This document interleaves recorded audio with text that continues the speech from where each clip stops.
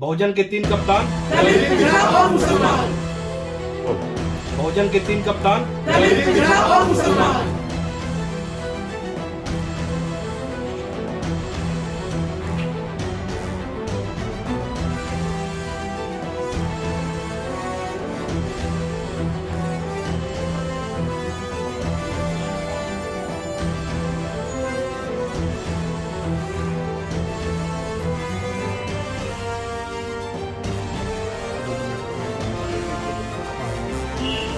amendments I solid.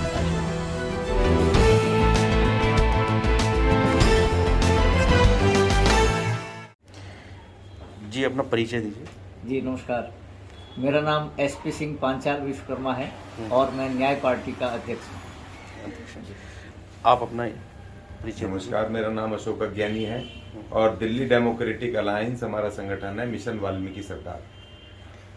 Sir आप भी अपना इंट्रोडक्शन। नमस्कार, मेरा नाम वाल्मीकि झा है, मजदूर एकता पार्टी से राष्ट्र सचिव और दिल्ली के सारे जो सभी विभाग और सभी राजनीतिक पार्टियां मिलकर के अब भारतीय महागठबंधन तैयारी कर रही है, उस भारतीय महागठबंधन का एक सदस्य। आप भी अपना। मैं Mohammad Naqibul Gaus, Delhi state secretary, social democratic party of India. और ये जो संभावित अलायंस है इसका हम भी पार्ट होने जा रहे हैं। आप भी। जी जय भीम। आज 5 मार्च है और यहाँ सब एकत्र हुए हैं। हम एक महागठबंधन बना रहे हैं। दिल्ली के जो नगर निगम चुनाव आ रहे हैं उनके आगे की किस तरह से रणनीति बनाई जाए उसको विचार विमर्श है। मेरा नाम किशन स्वरूप, पॉलिटिकल जस्टिस पार्टी का राष्ट्रीय कोषाध्यक्ष हूँ। ठीक, आप सर अपना इंट्रोडक्शन दीजिए। शमसुल जोहा, मैं दिल्ली से आया हूँ और एसडीपीआई के साथ हूँ। ठीक, सर आप भी अपना। नमस्कार, मेरा नाम विजय कसाना है और भारतीय विदल पार्टी का राष्ट्रीय अध्यक्ष और भारतीय महागठबंधन का हम एक हिस्सा हैं और दिल्ली नगर निगम चुनाव में मजबूती के साथ इस महागठबंधन को उतारने के लिए पूरी तरह से सक्रिय और मजबूती के साथ तैयार है। ठीक, मैम आप भी। जय भारत जय संविधान, राजबाला सैनी लोकतंत्र सुरक्षा पार्टी और एमसीडी के चुनाव के लिए इस अलायंस में हम जो है एकजुट हुए। ठीक, नमस्कार, मेरा नाम पूजा उज्जैनवाल है और मैं टीम डीडीए की तरफ से आई हूँ। नमस्कार, मेरा नाम श्री कृष्ण कश्यप है और मैं कस्सवा उत्थान सभा से हूँ और मैं डीडीए अलायंस के अंडर में वर्क करता हूँ। ठीक, सर आप भी अपना। नमस्कार, मेरा नाम महावीर सिंह है, पेशे से अधिवक्ता हूँ और मैं पॉलिटिकल जस्टिस पार्टी का प्रदेश सचिव हूँ। क्या कहेंगे आपके अलायंस की क्या मतलब पॉइंट ऑफ व्यू आपने तैयार किए हैं जिन पर सबसे पहले काम किया जाएगा अगर आप एमसीडी में काबिज होता है आपका अलायंस? देखो, दिल्ली एमसीडी के लिए सबसे बड़ा मुद्दा हमारा निजीकरण आ गया है कि लोगों ने निजीकरण बना दिया। इन सरकार जितनी भी आई है, सरकार वही रही है पहले से, चाहे कांग्रेस हो, बीजेपी हो या आम आदमी पार्टी हो, तीनों एक ही हैं। केवल उल्लू बनाया इन लोगों ने कि हम दूसरी हैं, हम दूसरी हैं, हम तीसरी हैं। ऐसा कुछ नहीं है।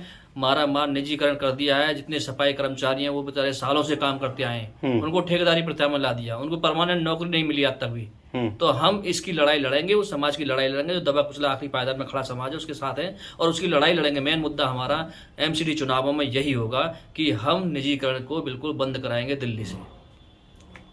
ठीक, अज्ञानी जी क्या कहेंगे? आज एक मीटिंग हुई है, क्या है इसका मकसद? देखिए, आज यहाँ पर बीजेपी जो पॉलिटिकल पार्टी है हमारे अलायंस का हिस्सा, उनके कार्यालय में आज ये मीटिंग हुई है और इसमें कई सारे दलों के हमारे सब साथी मिक्स हुए हैं। भारतीय महागठबंधन जो ऑलरेडी उत्तर प्रदेश में चुनाव के मैदान से अभी लड़के आया है, अब दिल्ली नगर निगम के लिए यहाँ पर एक कवायद है कि यहाँ पर उन साथियों के साथ मिलकर और दूसरे नए साथियों के जो पॉलिटिकल पार्टीज़ हैं या जो संगठन है या ट्रेड यूनियंस हैं जो ऑलरेडी मजदूरों के बीच में, जनता के बीच में काम कर रहे हैं, उन अपने शोषित पीड़ित समाज के बीच में, तो उनको मिला करके दिल्ली नगर निगम में एक तीसरा मोर्चा, गैर भाजपा गैर आम आदमी पार्टी, एक तीसरा मोर्चा जो कि मजदूरों का, SC ST OBC माइनॉरिटीज़ का, ये मिल करके एक शक्ति बन के जिन लोगों को उपेक्षित किया गया है वो सब मिल करके सामाजिक न्याय के सवाल को जनता तक ले जाएं और तीसरे शक्ति के रूप में उभरें और अपने तीनों मेयर बनाएं और अपना जो सामाजिक न्याय के सिद्धांत है और कॉन्स्टिट्यूशन में जो शेड्यूल 12 में जो अनुसूची है दिल्ली नगर निगम के कार्यों की,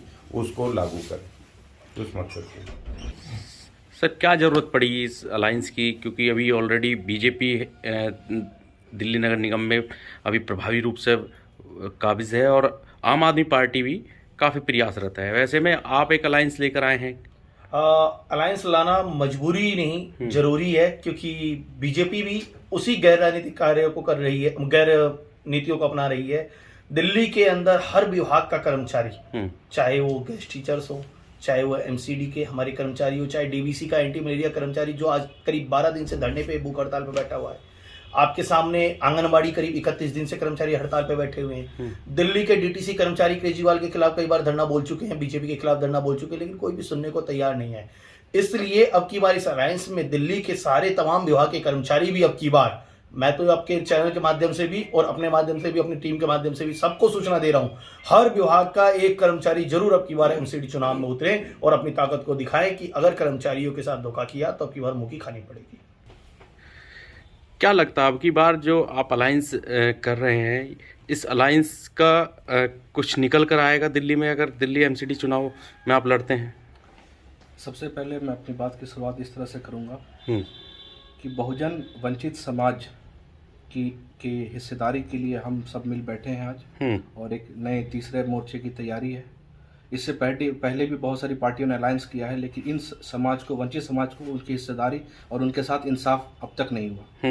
अब हमने ये फैसला किया है कि अपनी लड़ाई हम खुद लड़ेंगे, और यहाँ जितने लोग बैठे हैं सब अलग अलग समाज से हैं और उसकी नुमाइंदगी करेंगे, और हमारे जो भी अधिकार हैं उनके लिए हम मिलजुल कर इस बार इस चुनाव में उतरेंगे।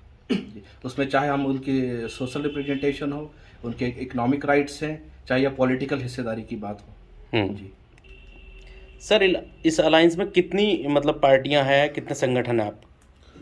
अभी तो कुछ हैं और बाकी आएंगे, और ज़्यादा से ज़्यादा इस तरह के डिप्राइव्ड लोग जो हैं और उनके जो ऑर्गेनाइजेशंस हैं उसको शामिल किया जाएगा, क्योंकि डिप्राइव्ड लोगों की ही ये संगठन है।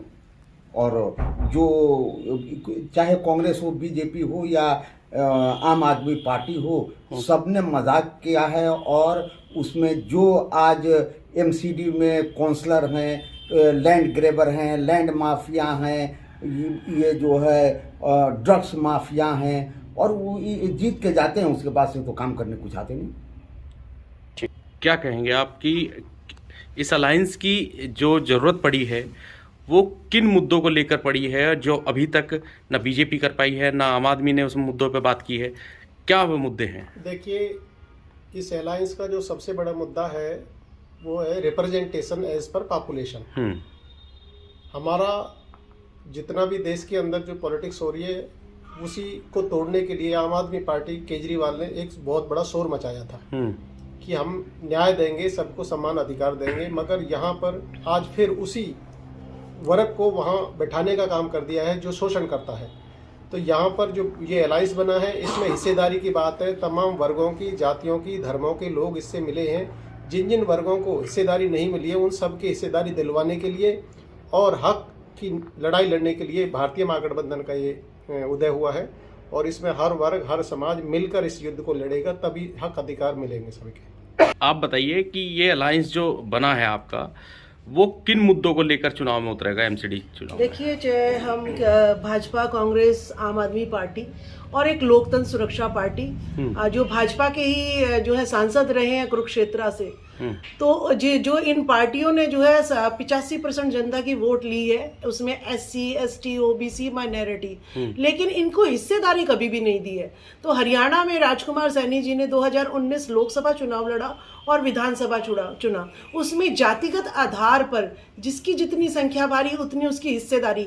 राजनीति में ये हिस्सेदारी देकर प्रूव किया है कि वो जो है लोकतंत्र को कायम करना चाहते हैं। वो लोकतंत्र तब कायम होगा जब सब जातियों को उनके अनुसार, जनसंख्या के अनुसार में उनका हक, हिस्सेदारी मिलेगी। हमें आरक्षण नहीं चाहिए, हमें अपना हिस्सेदारी चाहिए, धन पर, जमीन पर, शासन पर, प्रशासन पर। तो ये हिस्सेदारी की लड़ाई है।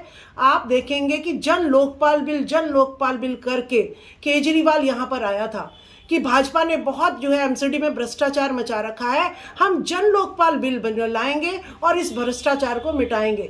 तो ना तो वो भ्रष्टाचार मिटा और ना जन लोकपाल बिल आया जिसके लिए केजरीवाल जी का जन्म हुआ था। तो ये जो भारतीय महागठबंधन है, इसमें सभी जातियों की, इसमें मुस्लिम समाज भी है, इसमें इसमें कश्यप समाज भी है, इसमें पांचाल समाज भी है, इसमें गुर्जर समाज भी है, सैनी समाज भी है, वाल्मीकि समाज, चमार समाज, इसमें सभी समाजों की हिस्सेदारी और रिप्रेजेंटेशन जो है सभी समाजों का है। यही इस भारतीय महागठबंधन की नींव है। क्या कहेंगे आप कि अभी आपने अलायंस बना है आपका, किस एजेंडे को लेकर सबसे पहले प्राथमिकता जो रहेगी दिल्ली एमसीडी में क्या रहेगी? देखो, सबसे पहले तो हम अपने दिल्ली को नशा मुक्त करना चाहेंगे।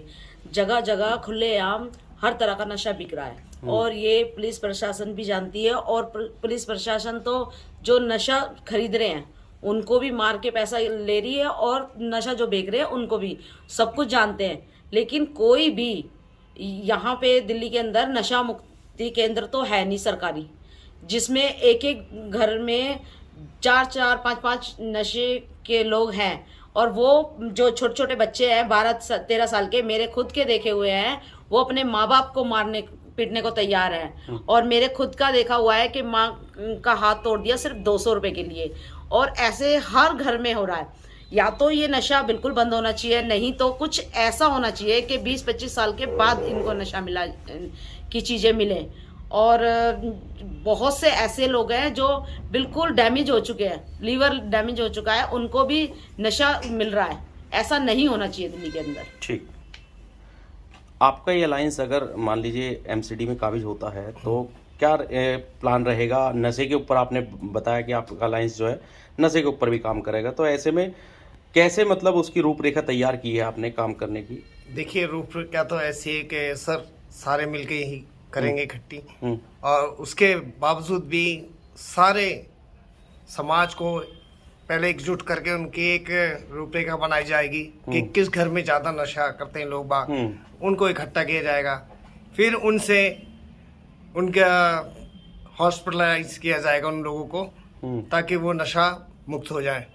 बाकी सरकार तो इस चीज़ को देख ही नहीं रही है, उनने तो बिल्कुल आंखें मूंद ली हैं। तो हम ये चाहते हैं कि हमारी जो दिल्ली है नशा मुक्त हो, पहले सबसे पहला काम यही है हमारा। धन्यवाद। नई आपकी आबकारी जो नीति है दिल्ली सरकार की, केजरीवाल सरकार की, उसमें एमसीडी का क्या रोल है, और अगर आप काबिज होते हैं एमसीडी में तो आपकी क्या प्राथमिकता रहेंगी? देखिए, अभी मेरे साथी ने बताया कि हम नशा मुक्ति का हमारा विशेष ध्यान रहेगा। नशा मुक्ति के साथ साथ हम लोगों को जो बीजेपी और आम आदमी पार्टी इसके एकाधिकार को सबसे पहले खत्म करेंगे, क्योंकि इन्हीं के द्वारा ये नशा मुक्ति केंद्र चलाए जा रहे हैं, इन्हीं के लोग इन पर काबिज हैं, यही दारू बिकवाते हैं, यही नशा चलाते हैं, और यही नशे की आड़ में हम लोगों को लूटते हैं। धन्यवाद। इस वीडियो में कही गई सभी बातें वक्ता की अपनी राय है, जिसकी पुष्टि हम या हमारा चैनल नेशन टाइम नहीं करता।